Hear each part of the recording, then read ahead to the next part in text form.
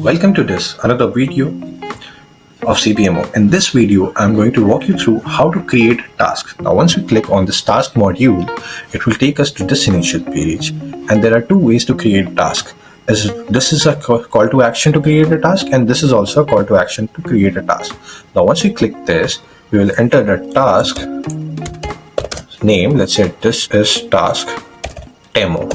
Okay, now let me enter the description.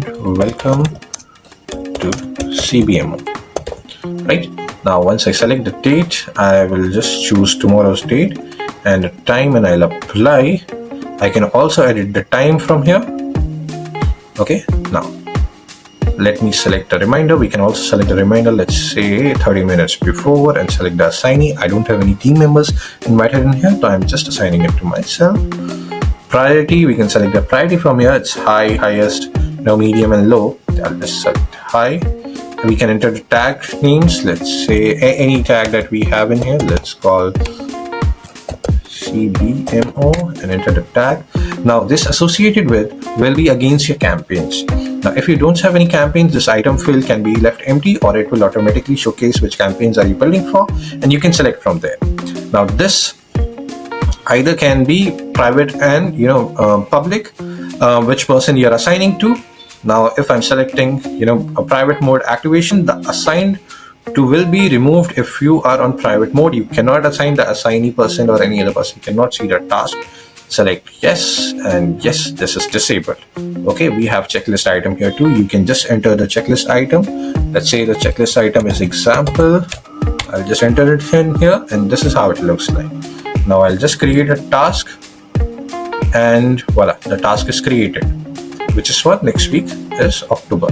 Now this can be viewed in different versions, which is Kanban view we already have. This is where we have to do, backlog, completed and deleted. We can also create custom status. Let's say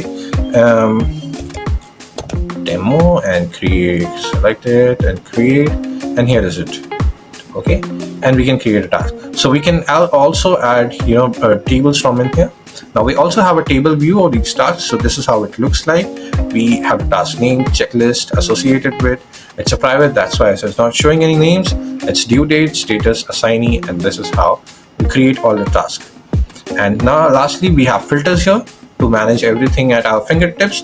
Now I am not associated with any campaigns right now. I am making it solely, so it's not reflecting any name here. All the assignees are private.